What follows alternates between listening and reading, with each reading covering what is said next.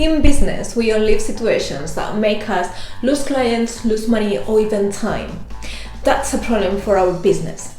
This is Maria Lafuente, and today we're going to talk about how to manage a crisis situation and keep up our clients.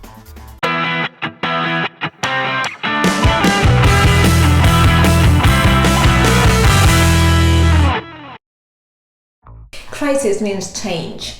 It's us that we tend to give negative inputs to specific words, like for example, crisis. We tend to say that crisis is something negative that is happening to something specific. In this episode, we are going to talk about what is a crisis situation, what do you need in order to manage a crisis situation, how to manage a crisis situation, and in this case we are doing a special coronavirus episode.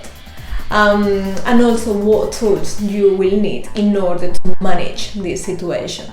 So first of all, let's talk about change. When something doesn't work, we need to change it. Or when something is broken, we need to change it as well. Or if something is not going in the way that we want that thing or that situation to go, we want to change it.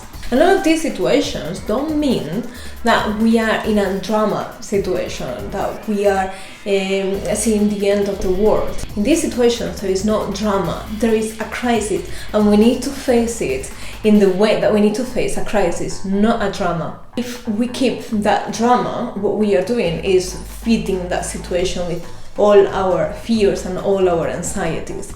But if we treat this situation like a crisis, as the meaning of crisis, we just need to sit down and analyze what's working, what's not working, what we need to change in order to adapt ourselves or our business in order to overcome that situation. Why is it important to learn to manage a crisis situation?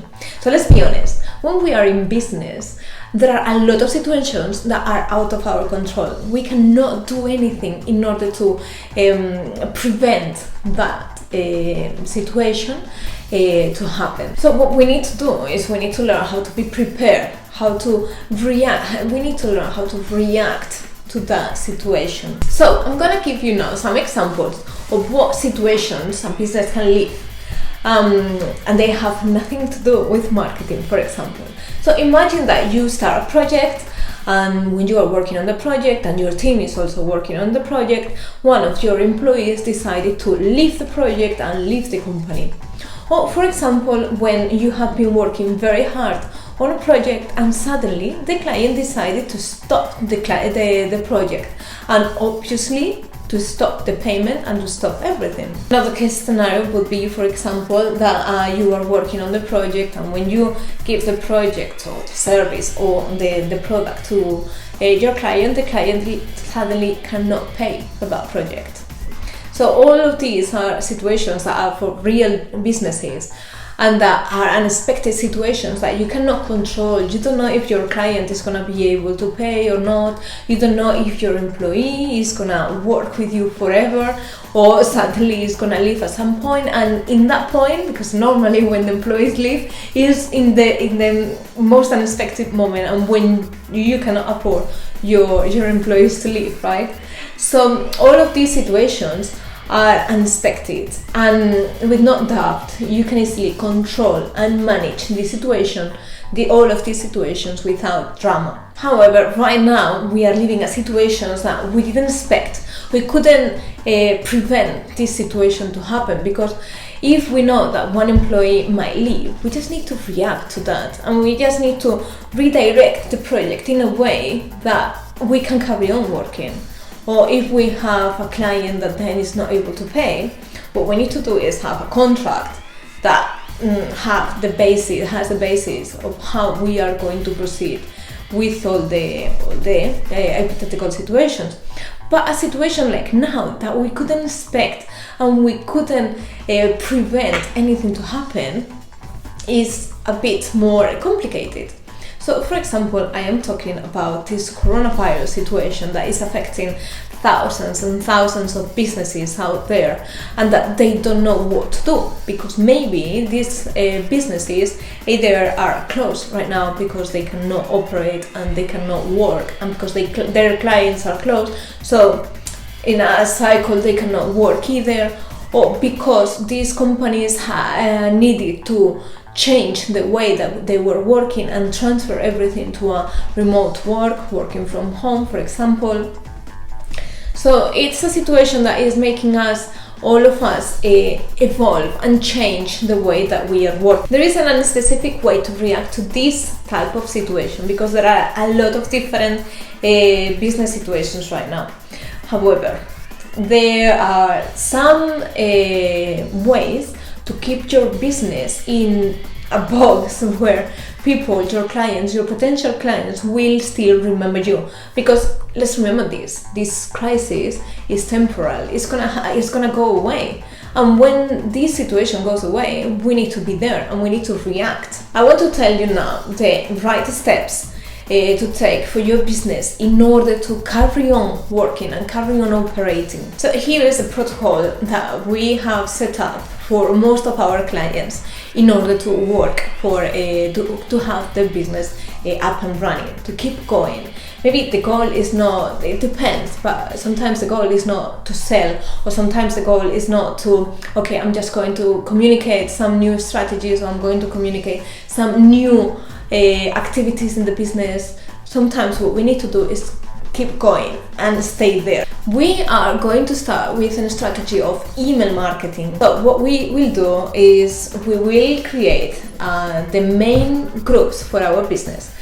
The main groups for our business normally are employees, suppliers, and clients.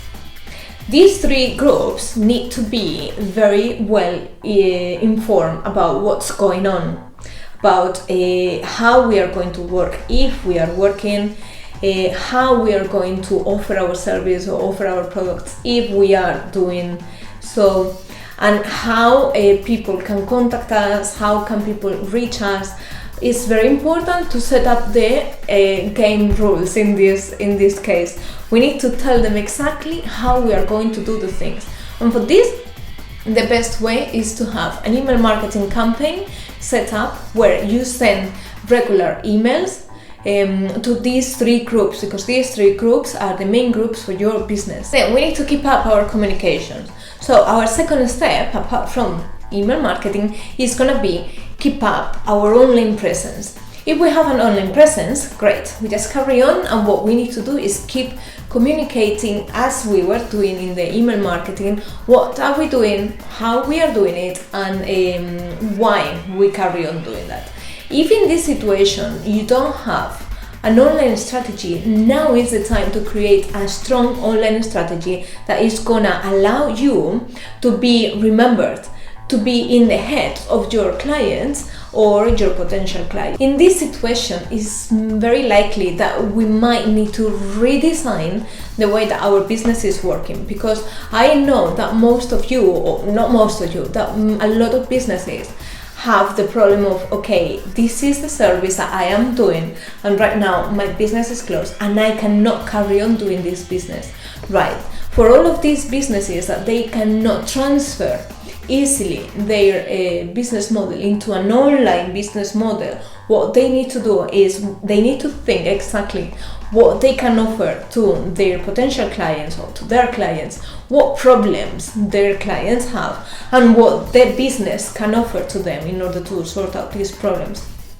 And right now is a moment where we need to offer our help, and where we need to see what people need and help them. The goal is to keep in mind that this is a temporal crisis and this is going away. So what we need to do is we need to keep in our heads that as soon as the crisis goes away, we are gonna be there, and we are gonna be for the clients. And the clients needs to understand this, and the clients needs to know that you have been there in this situation, and you will be there when everything goes away.